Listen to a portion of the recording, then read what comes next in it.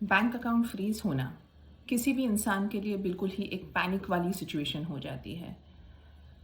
Specially अगर आपको बिल्कुल आइडिया ना हुआ हो कि क्यों आपका बैंक अकाउंट फ्रीज किया जा रहा है और बैंक ऑफिशियल आपको बोलते हैं कि आपने किसी पुलिस स्टेशन में कांटेक्ट करना है, वो कंप्लेंट दर्ज हो चुकी है एंड आपने उसी हिसाब से आगे एक्शन लेना है। इस सिचुएशन में घबराइए मत। सबसे पहले दो चीज़ें समझिए। अगर आपका बैंक अकाउंट फ्रीज किया गया है, पहली चीज़ ये हो सकती है कि आप ही एक्यूज्ड हैं किसी मैटर में। आप एक चीज़ समझिए, आपने कुछ किया हो या ना किया हो, फर्स्ट इंफॉर्मेशन रिपोर्ट या पुलिस कंप्लेंट कोई भी दर्ज कर सकता है।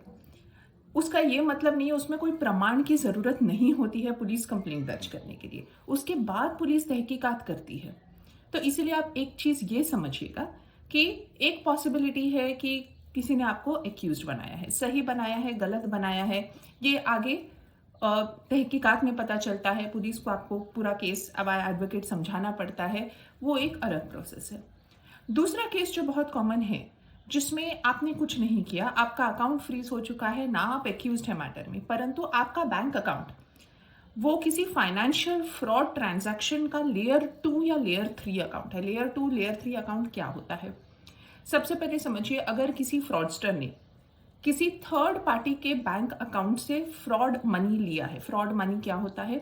उसको या तो चीट करके पैसा लिया है, उसके बैंक अकाउंट से उसके बिना परमिशन के हैक करके पैसा लिया है, कोई ना कोई इलीगल तरीके से उस पैसे को अकाउंट से प्राप्त किया है, कोई ना कोई क्राइम कमिट करके। तो वो फ्रॉडस्टर, अगर आप एक चीज ये समझिए, वो फ्रॉडस्टर ने अपने बैंक अकाउंट में वो पैसा लिया, अभी अपने बैंक अकाउंट में तो वो पैसा रखने नहीं वाला ज्यादा समय तक, तो उसने क्या किया, आगे लोगों को पैसा वो ट्रांसफर कर दिया। अभी जिसको उसने ट्रांसफर किया, यदि उसने आपसे कोई, वो इंसान ने आपसे कोई चीज खरीदी हो या उसका आपसे कोई बिजनेस रिलेशन रहा हो, किसी भी लीगल ट्रांजैक्शन के लिए वो आपको पैसे ट्रांसफर करते हैं। जैसे कि आपने उनको कोई चीज बेची हो, समझिए 5,000 रुपए की, और सामने वाले आदमी ने आपको 5,000 रुपए वाया नेफ्ट आपके अकाउंट में भेजे। अभी एक चीज समझिए, वो जो 5,000 रुपए उसने आपके अकाउंट में वाया नेफ्ट भेजे, यदि वो इस फाइनेंशियल फ्रॉड के ट्रेल का पैसा हो गया, चाहे वो लेयर 2 लेयर 3 का अकाउंट हो, तो पुलिस आपका भी बैंक अकाउंट फ्रीज कर देती है।